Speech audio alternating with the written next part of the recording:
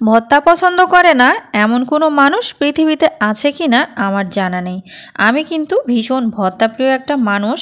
বরাবরই অন্য রেসিপির চেয়ে ভর্তা দিয়ে ভাত আমার বেশি ভালো লাগে। আসসালামু আলাইকুম এভরিওয়ান, আবারও চলে আসলাম নতুন আরও একটি রেসিপি নিয়ে। আজকে তৈরি করে দেখাবো ভেন্ডি বা ঢ্যাঁড়স ভর্তা। বিশ্বাস করেন এই ভর্তাটা এতটাই মজা ছিল বলার বাহিরে। আপনারাও আমার রেসিপিটি ফলো করে এরকমভাবে ঢ্যাঁড়স বা ভেন্ডি ভর্তা করে খাবেন, তাহলে কিন্তু দেখবেন নিমিষেই প্লেটের ভাত শেষ হয়ে যাবে। চলুন আর দেরি না করে কীরকমভাবে এই ভর্তাটা তৈরি করছি দেখে নেওয়া যাক। তো রেসিপিটি করার জন্য এখানে আমি 1 পোয়ার মতো হবে ভেন্ডি নিয়েছি। ভেন্ডিগুলো কিন্তু অনেক কচি হতে হবে। আর নিয়েছি কাঁচা পাকা শুকনা মরিচ, সাথে নিয়েছি হাফ কাপ পরিমাণ হবে দেশি রসুন, আর নিয়েছি হাফ কাপ পেঁয়াজ কুচি। তো বন্ধুরা, আমি চুলাতে একটা ফ্রাই প্যান বসিয়ে দিয়েছি, আর এখানে দিয়ে দিচ্ছি পর্যাপ্ত পরিমাণ সরিষার তেল। ভর্তাটা কিন্তু অবশ্যই সরিষার তেলেই করতে হয়।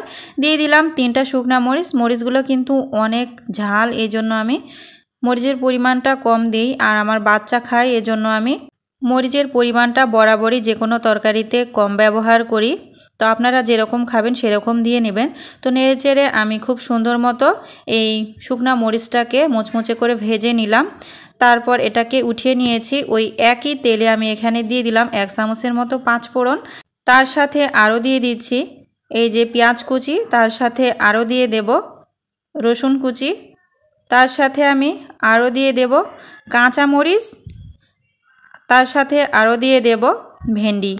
সবগুলো একসাথে দিয়ে নিলাম। এবারে গুঁড়া মশলা দেওয়ার পালা। দিয়ে দিচ্ছি স্বাদ মতো লবণ, এখানে সামান্য পরিমাণে দেবেন, পরে চেখে দেওয়া যাবে।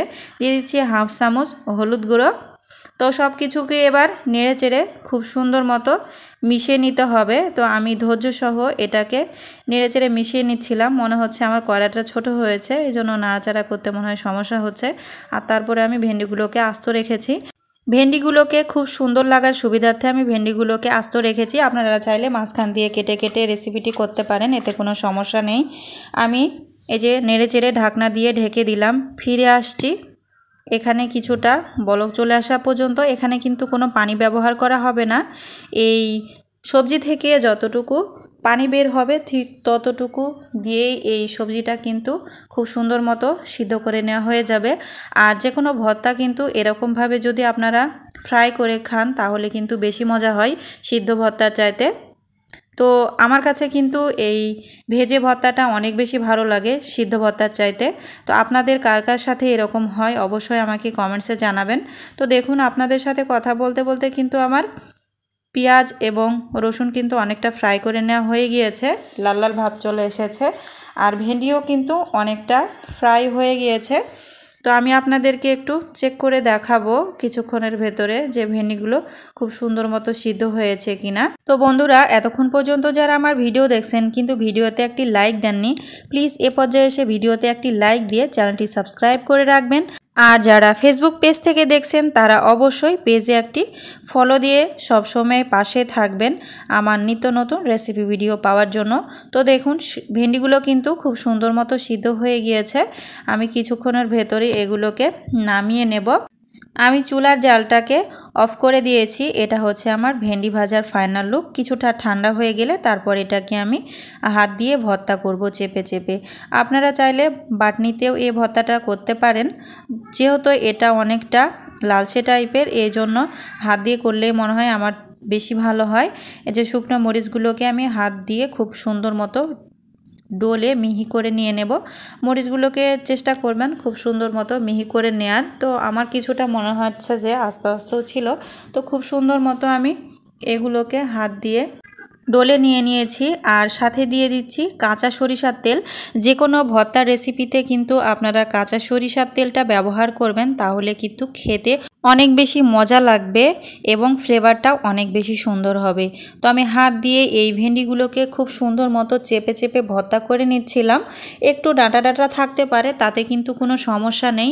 এই ভর্তাটা যে এতটা মজা হয়েছিল বিশ্বাসের বাইরে। আমি কিন্তু জীবনে প্রথমবার এই ভেন্ডির ভর্তাটা খেয়েছি। পেয়েছি আমি তো খেয়েই অবাক।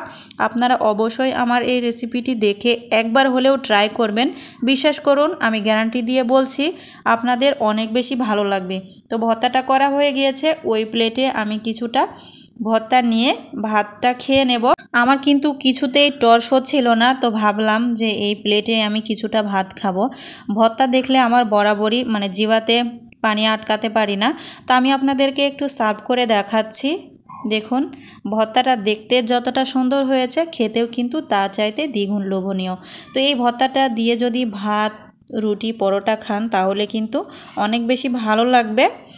তো আমার রেসিপিটি আপনাদের কাছে যদি ভালো লাগে অবশ্যই লাইক দিয়ে চ্যানেলটি সাবস্ক্রাইব করবেন। আজকের মতো এখানেই বিদায় নিচ্ছি। দেখা হবে অন্য কোনো রেসিপি নিয়ে। সবাই ভালো থাকবেন। ধন্যবাদ।